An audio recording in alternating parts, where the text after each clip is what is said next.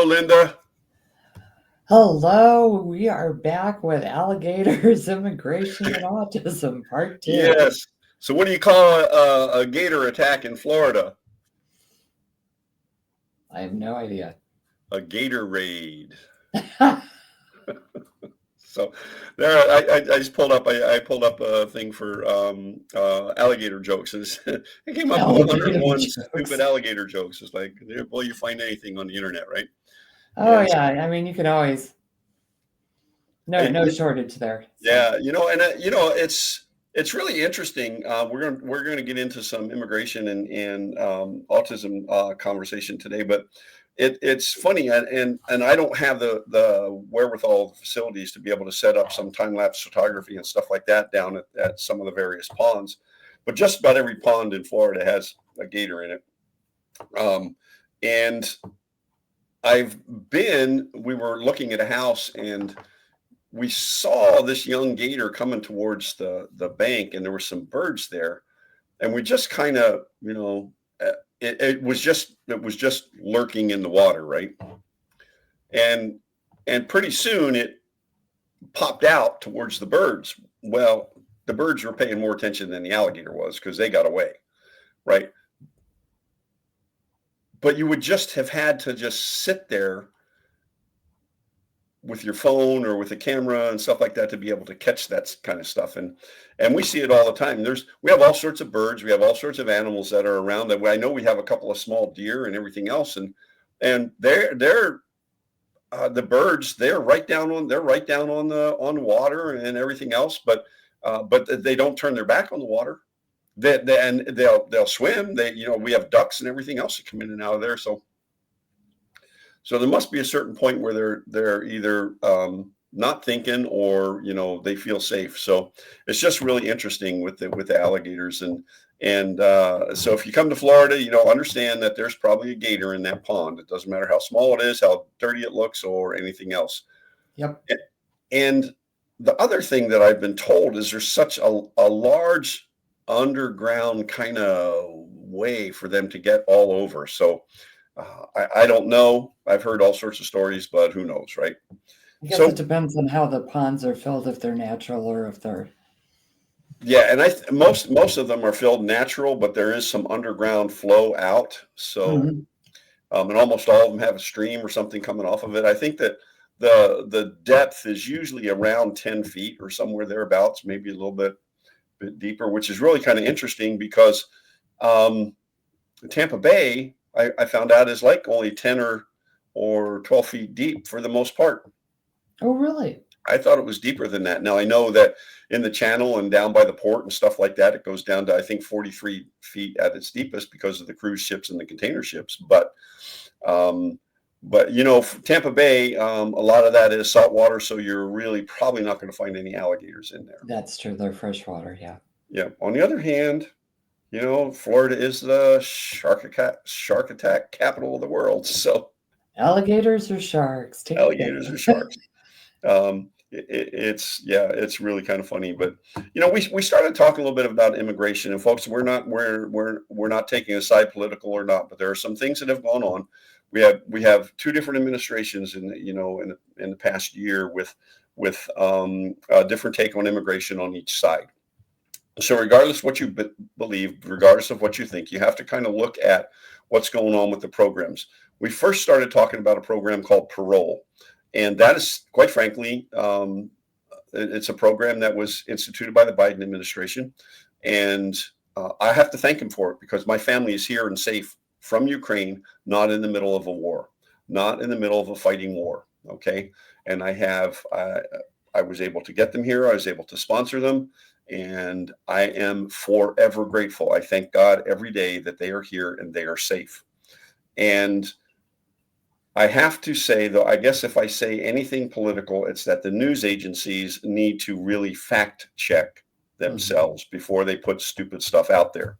And I used to have a lot of respect for Reuters, but not anymore. The first article they put out there basically said that the parole process has been ended. Those programs have been ended. Now, There were, I think, 5 or 6 countries that the United States was paroling in from, and I could look it up and tell you exactly what they were. The only one that interested me was Ukraine, obviously. And so basically the headline read 240,000 or 250,000 Ukrainians about to be deported. Well, that's not what's happening. It's not what's happening. We need and must have immigration reform by law, not by executive order, not by all the stuff that each administration is doing it, regardless of what you think about it. The process for getting my family here was the same process that you would go through if I was sponsoring somebody to become over here and to become a citizen. Okay. Lots of paperwork, lots of background check, all this kind of stuff. I mean, the whole process, it is a long, arduous process. And I did that for each one of them. And each one is a standalone case. And so the problem with the parole program is that once you're paroled, you get an immigration designation that has no ability to be changed. You cannot ask for a change of status on that particular immigration process or designation. And so everybody's working. They all have Social Security numbers that are good for work. So they are paying into Social Security. They're paying income taxes. They are working. I know that my sister-in-law is working 2 jobs. My niece was working 2 jobs. 17-year-old is working. So it is a process that they went through. Hopefully, and I have to believe that the next step will be for everybody who's on that United for Ukraine program to be able to either apply for a change of status and get a different status, or be able to apply for a green card or something. Anyway, so that's where that's at. And unfortunately, Linda, you and I both know when people think about immigration, they think about what's going on now. Mm-hmm. They think about ICE raids. They think about all this stuff. And their immigration is it's so bigger, so much bigger, right? It's bigger than the border. It's bigger than the nationality. It's bigger than a lot of those things. And that's the hard part is, number one, people rely on the media to understand what's going on, and they don't necessarily get the whole picture. Right. And it's so much more than just border control. Right. Yes, there is issue on the border. There has been for probably my entire lifetime. Yes. Yeah. And it's just how it's presented, how it's spun, who you hear it from. And again, not getting into politics, it's just everything that you hear, regardless of where you hear it from, fact check it. And if you don't understand it, don't make a decision on whether you think it's correct or not. I think right now we're very much in a knee-jerk reaction. Yes, absolutely. For a lot of things. And that doesn't help with immigration. It doesn't help with any of the things that we're working through right now. Right. And so, all of us in this community understand the advantages to responding versus reacting. And I think this is a really good time to exhibit that. Yes. And be that example. Yeah, be a responder, not a reactor. And regardless of which way you're coming at it from. Yes, absolutely. Take that deep breath and think before you, Yeah. because it's, especially with things like immigration, that is such a high emotion, Hmm. such a volatile. Yeah. Yeah. And almost everybody we know, everybody has a family history of immigration. Everybody in the U.S., unless you're Native American, has a history of immigration somewhere in your family. Yep. I know where ours is. I know we're looking at second and third generation is all that we're here, and it's interesting when you stop and look at the history and where everybody came from and all that kind of stuff. And so understand, if somebody is here, if you know somebody who's here on parole, somebody, if they have questions, have them reach out. I have done a lot of study with USCS, and I'm in the process of applying to be a representative. You'll find if you start calling USCIS that you can't get through. No. It's unfortunate. It's very, very unfortunate. And quite frankly, and there's probably going to be an attorney out there that says, I don't know what I'm talking about. But I've talked to several immigration attorneys, and trust me, they generally specialize in one area. I know of a family who has been here 20 years, and the immigration attorney messed things up so bad. His children are college students and getting ready to graduate, and he messed it up so bad they can't get their status changed. They're not allowed to work. Get this, their family owns a business and has been paying taxes, paying income taxes, paying taxes on the business, all that kind of stuff, but they can't legally work in the United States. And it's just so I've already started to look into that to try and help them. But the attorney messed up the paperwork. You can't afford to mess up paperwork on immigration. So anyway, we do need reform. We do need something going forward. Regardless of what side of this you come down on, look at your family tree. Somebody came from somewhere else. Yep. And that's what this country is built on. That it's built on immigration, and we are melting pot. I had a comedian.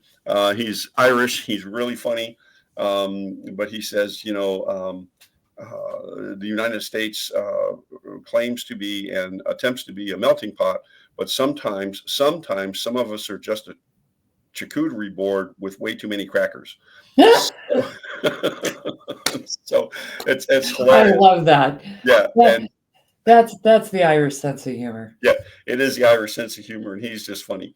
Anyway, so if you have any questions really on it, we talked about alligators. If you have questions about alligators, I can't tell you a whole lot, but we'll sure talk to you about it. But if you have questions, feel free to reach out. I'm more than happy to listen to your situation. Like I said, I'm not an attorney. I can't do that, but I am applying to be a representative, which would get me direct access to USCIS and Customs and Border Patrol. So there are things that can be done. You just have to have that access, and I'm working on that. I have a nonprofit who is going to sponsor me, and now it's just a matter of once again paying the fees. And the nonprofit has said they'll pay the fees because we have so many people that they want to help. So anyway, that leaves us to autism, and this is we had a guest on, Susan. What was Susan's Tatum. name? Susan Tatum. Yes, very, very interesting lady in what she does, and we're going to have her back on. Yeah. And there's a few things that Linda and I would really like to do, and we really would like to put this out for you. I had a talk today at the chamber, and this I knew we were going to meet today, and I'm sitting there thinking, what do I want to talk about at the chamber? And this came up. There are, and I don't know the whole reasoning.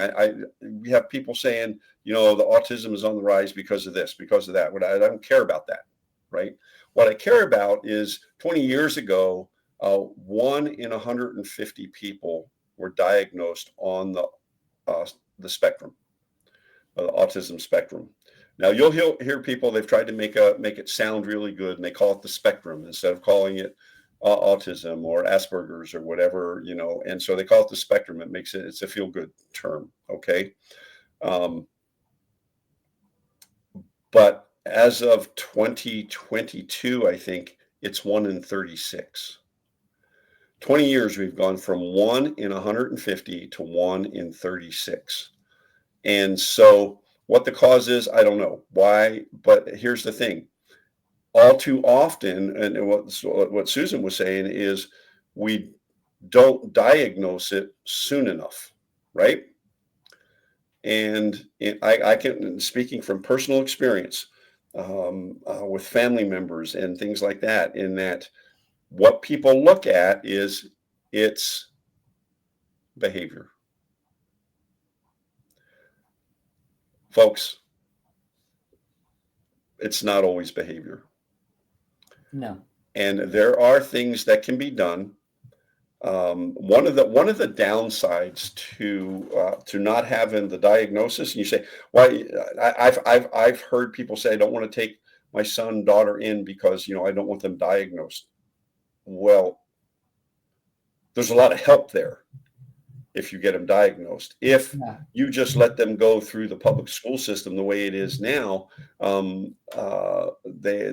got ADHD, that ADD, all these other things out there, and truly, or their behavior issues. They can't control their temper. They can't do this. They can't do that. I have a family member who told me, "Sam, my skin is too tight." So there's sensory things that Mhm. these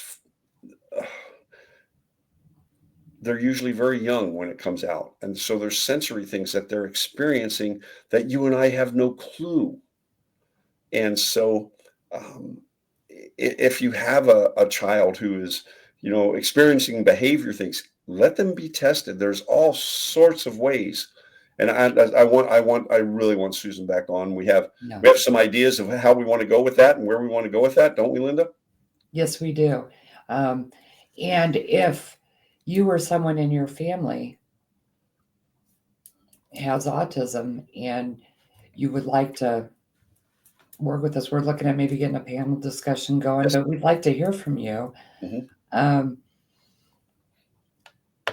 there's so much more work being done in that Yeah. area right now. And I think one of the things 20 years ago is I don't think autism had a very narrow diagnosis. Yeah. And I think in the last 20 years, they've found things that are related to autism that have increased Right. Right. those numbers, which, you know, in some ways that's a good thing because now we know it's not one We of know how to treat those, it. yeah, it's not one of those rare things. It's actually very common. Um, but everyone is different. Yep. So even, anybody with that, people with Asperger's, they're not all the same. Yep. Um, and I think they started using the term spectrum because it's just So broad. Yeah. such a wide variety. Yep. And many people that are diagnosed with autism, usually that's not the only diagnosis. Right. Right. You're so And so right. that complicates things as Yeah. well. It does. But if you don't allow your child or an adult to be tested and to go through the series of things, then you're treating you're treating a symptom. I have a very dear family member, and when they got the diagnosis, the whole treatment plan changed. Right. Very high functioning, graduated from college with honors, um, was one of the premier um, escape room designers in the country. Oh, wow. Yeah, And so, that's a talent. so most folks with autism or Asperger's or who are on the spectrum, they can be very high functioning, very um, productive members of society. So if it's diagnosed young, then we can get help for them. And I will have Susan on. We'll let you know. We'll announce that. I think we'll probably put that out there. We are looking for a panel. I have a person that I work with, and I got to tell you this funny story.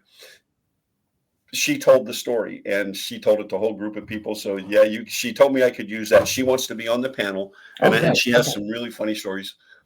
But they were in a group setting, having dinner. A dear friend of theirs asked, I can't remember his name. hand me the steak, please. So he did. He picked up a steak to hand it to her. And everybody at the table bust out laughing. And then it dawned on him. He says, "Oh, I shouldn't have done it that way, should I?" Now he's a teenager, right? And Right. so, but a lot of folks who are on the spectrum are very literal. Yeah. He did exactly what she asked, handed her a steak. So Yeah. somebody said to him, "What would you have done if she just said, handed the coleslaw?" He says, "Ew, that's gooey."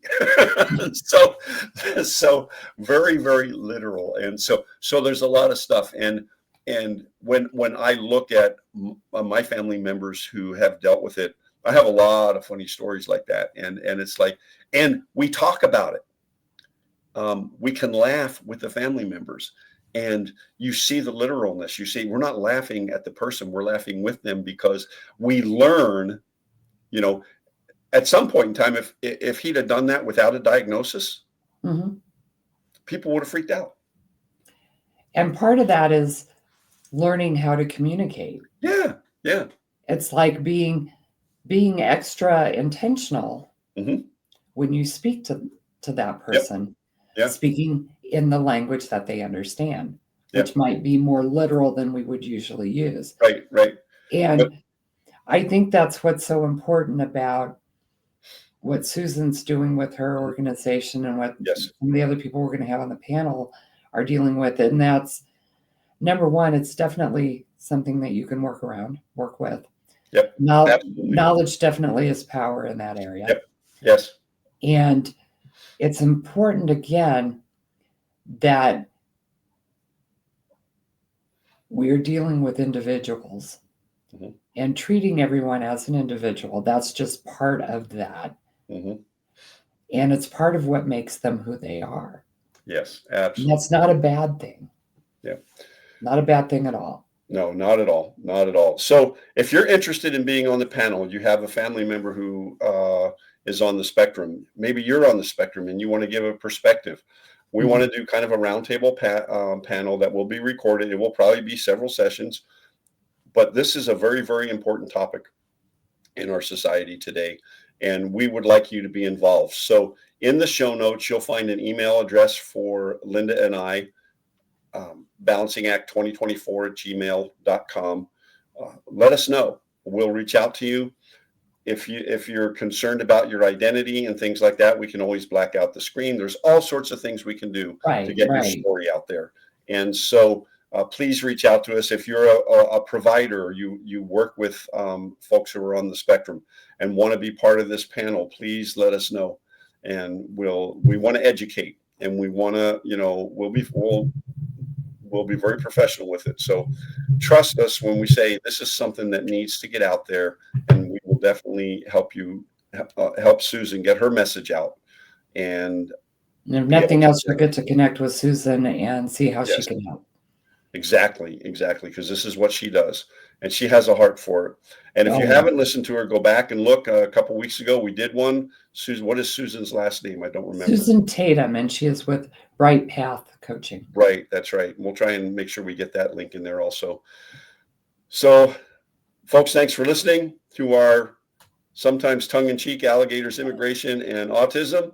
I don't know, Linda and I sometimes are a little on the strange side, but thanks for being with us today. Thanks for being part of Balancing Act, Living Life in Harmony. Linda, thank you so much for today. You bet. Thanks, everyone, and we will see you next week. See you next week. Be blessed.